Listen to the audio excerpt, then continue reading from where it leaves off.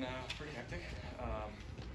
Yeah, it's been a lot of emotions, to be honest with you. A lot of things that, some tough decisions. But everything happens for a reason, I'm thankful that she prayed about it and it worked out, I just, right now I just got a lot of emotions, but I'm really, really blessed and I'm really thankful right now, especially just the guys here that welcomed me in and helped me, do the crash course here. Obviously, Liam, Zach, and Sean helping me do that when I walked in, and Matthew helping out as well, and John and Bryce. It's just, thankful for that. Well, Considering how you got here, is there something cathartic about winning like that? Not just winning, but winning in a big way like that? Yeah, I don't know if you could write it any better than that. Obviously, we'd like to be a little bit more stress-free, but it's a pretty damn good story, I'll be honest with you. So it's special. Baker, Your what? is not my first rodeo. How much did you have to lean That on? was my first rodeo doing that, I'll say. How much did you have to lean on your experience in a game where you got the playbook 2 days before? A lot. When it comes to critical situations and kind of, those crucial downs, especially when the clock's rolling like that, just putting the ball up for guys like that and knowing the clock mechanics. I had Brian Allen screaming in my face what the cadence was for that because we didn't cover it, and Sean's yelling in my ear as well. And but yeah, ball is ball, and it's when you have guys like that around you, they put you in a good spot and they help you out. And those guys did it. Sorry, Baker. What goes through your mind when you throw that game when you touched on Van Jefferson? I'm guessing somebody you just met this week.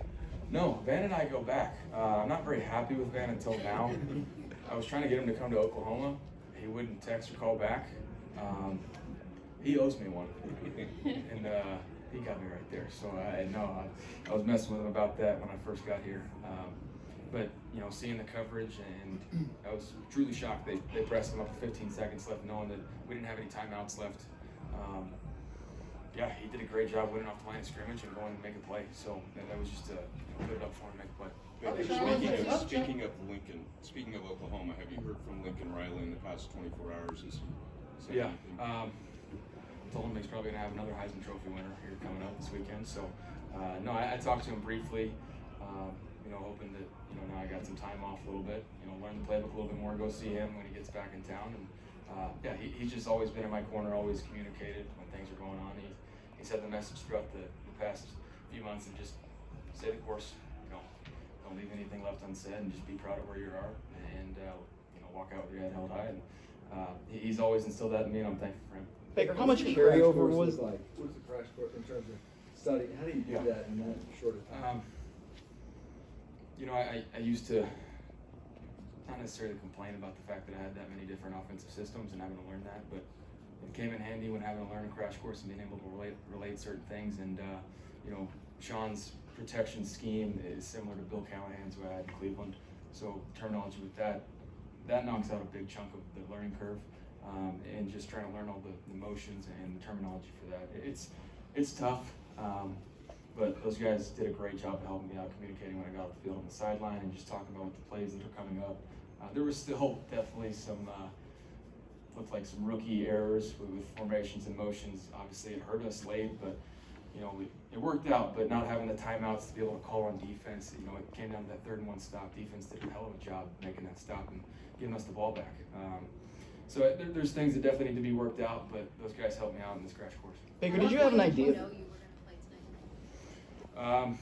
Just after that first series, we had talked about I was just going to be ready to play. There was a kind of a shortened list of plays that I was really, really studying. I will say we dipped out of that little list and got into some other things, but yeah, just ready to roll. I like to compete. I love this game, and I think for John, more precautionary than anything.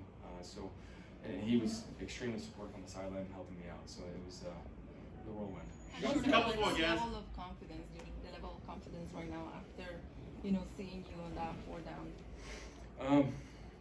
It feels really good right now, but there's a lot to get fixed, that's for sure. That's another thing, throughout my career so far, there's been a lot of ups and downs. So this is one that I'm going to enjoy right now, but there's a lot of things to get ironed out and learn from, and a lot of improvement to be made. Going into that and having to score 2 touchdowns late in the 4th, we'd like to have more success early and put ourselves in a better position to win, but we're going to be able to build on that. This is you celebrated your TD with that little headbutt on the sideline with your teammate Robert Rochelle afterwards. Yeah. He asked me why. You've done it before, but but- I said it felt pretty good. It did. He was a little surprised, but it felt good. Baker, this being an opportunity for you over the next few weeks, what do you want it to say about yourself? To be honest with you, I'm just looking to be the best version of me possible. Learn and improve in the system, try and take away from a great group of guys that have had a lot of success.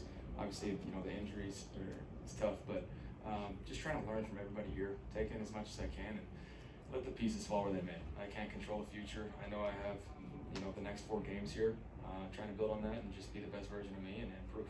When you walk out of this room, Last two, guys. when you walk out of this stadium tonight, what's going to be your biggest takeaway? Oh, I'm probably gonna take a deep breath. Like I said earlier, I'm extremely thankful. Praise the Lord. I mean, it's been a tough year, to be honest with you, and this is it's been a good way to kickstart this journey here. It's wild.